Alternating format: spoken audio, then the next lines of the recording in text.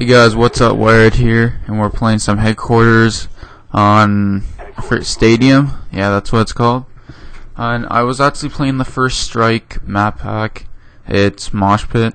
Me and Soggy, we jumped into a game. He had to peace out, and I stayed in here because I had a host connection. So I figured I would, I would stay in here just like the other game that we had. It was headquarters, and I had a pretty decent team here. It kept on switching me with the good guys from here and the other guys. Sometimes in a search game we wouldn't win just because of my teammates, but like before, I promised you a different type of gameplay, I guess, commentary, and I delivered. So here's a different type of commentary. You'll see in a few minutes here that it is different, and it's not original, but I figured I would try it out. You don't know unless you try. If I get good feedback, I might do another thing like this. But if you haven't noticed already, my last video and this video, I changed up my color correction settings. See there, so it's a cinema type thing doing wrapped around. So yeah, back to color correction. So I did a few color corrections, got a few tips from people and stuff. So I fixed that color. I don't put all my color corrections in. The color corrections I'm using from my montage right now, I have a few that I want to put in specifically for the montage. So yeah, now that's out of the way. So recently I've been playing some LA Noire. That is a good fucking game, don't mind me telling you.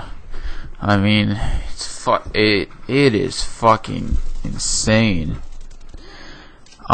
So anybody who doesn't know what it is about, it's a GTA style sandbox game. Rockstar is making it, but it's not towards the most I guess extreme. Like you can't go and you can't go and mow down a town with your gun like you could in Grand Theft Auto or the latest game, Red Dead Redemption. Red Dead Redemption was pretty fucking good too, don't mind telling you that either. If you haven't checked out Red Dead Redemption, I highly suggest buying it. Now, this game is more of a detective game. It's on the basis that you have to guess their face. Yeah, you have to guess, like, notice what they're doing. If they're telling the truth, lie, or you doubt them. Now, if you think that they're not telling the truth, you go doubt. But tip, if you are playing this game, don't say lie unless you have proof that they actually did it, because it'll go straight to the lie thing. So I unless I have actual evidence that they've actually done it or they're bullshitting me, then I'll say doubt. If I know they're not telling the truth, you can tell on their facial expression if they're looking around or their head is moving, or yeah, stuff like that. If they're telling the truth, normally they'll look you straight in the eyes, or they won't be head jargering or whatever. So that's a way to tell if they're lying or not. So there is a bit of running car driving, but the neat thing about this game is, like in Red Dead Redemption, you don't actually have to drive around if you really do not want to. You're always with a partner, so if you want, he can drive. You just hold triangle, in my case for PS3, it's Y for Xbox, but you just hold the getting in car button, and he says, "Oh, you know the way, you can drive," so he drives you. And I think that's a really good addition.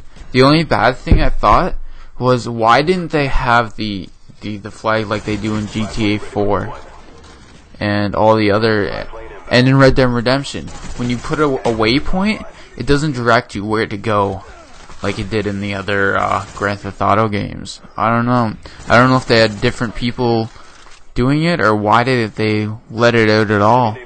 Why they just took it totally out of the equation. I don't know the rationality on that. That was my favorite part.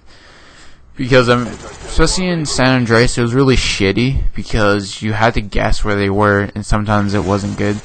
But they did put in one good part. So even though there's a navigation there, your partner, he will actually direct you and tell you where to go. You just press the talk button, which is square on PS3.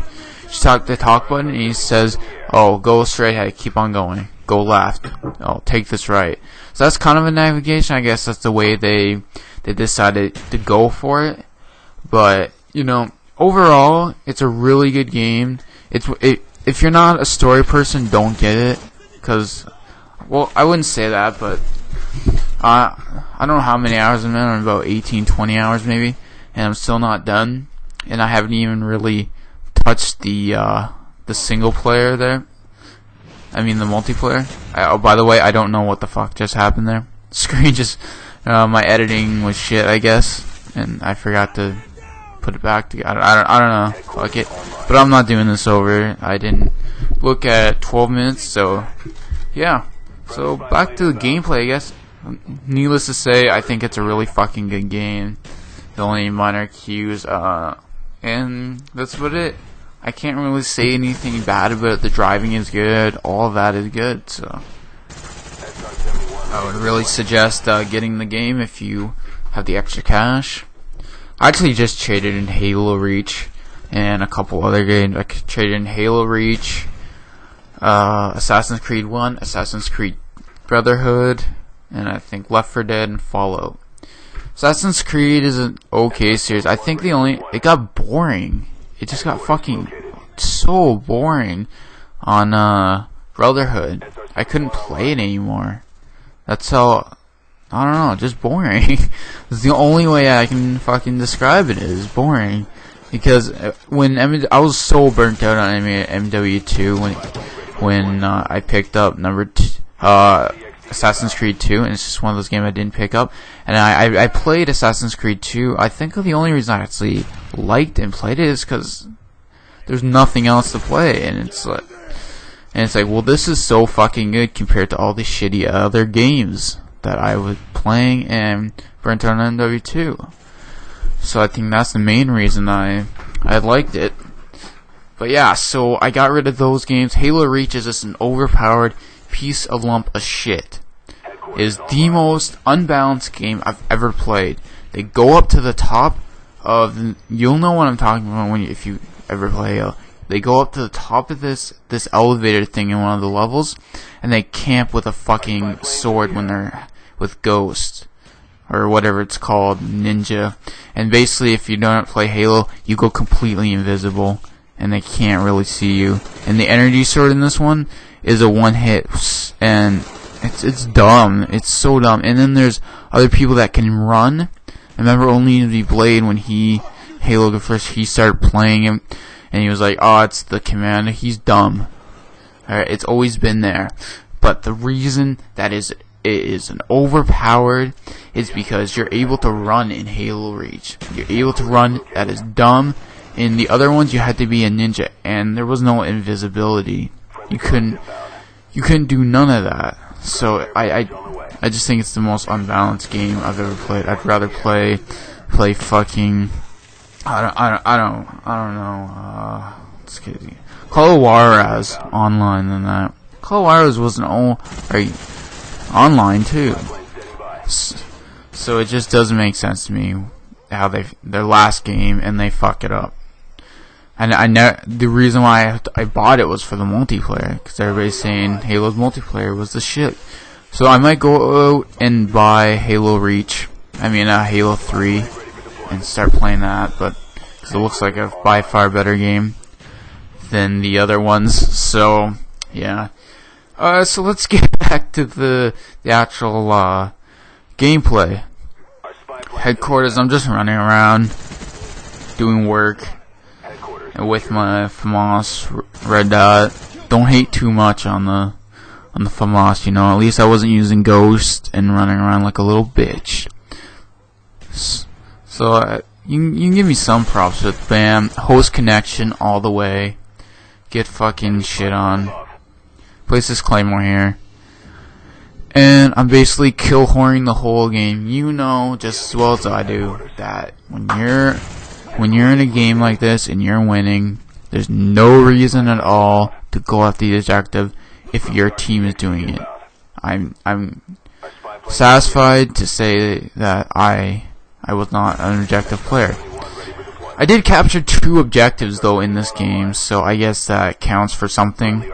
I don't know. Leave in the comments if you think that I was playing the objective or not. But anyways, yeah. So the reason I get kind of a lot of deaths in this game, not really, but the amount of deaths I get are kind of stupid, and I explain them. So I get 2 packs in this game. I get 2 packs of dogs. I get like 3 SR-71s, and it's just game over. My standard setup, like always, is UAV, SR-71, and dogs. I never use choppers. I never use anything that takes me out of the game. I don't like it. I never have. Because then they kill me. That's what happened in MW2, and that's what happens in this. Takes me out of the action, and I just prefer to be in the action and killing them. And with these gunships and stuff, they get knocked down in 2 seconds because, oh, I have Ghost Pro and I can fucking shoot down shit. Yeah, fuck you. You can suck a big black man's dick, suck a fucking dick, and die. Alright, you cum slugging fuckhole. Oh, so a fail a little bit. Yeah, let's say that was a fail, considering I left that in. I can't believe I fucking did that. Anyways, let's just clear our minds about me failing in my editing, cause I'm a lazy fuck and don't want to start this commentary over and fix it.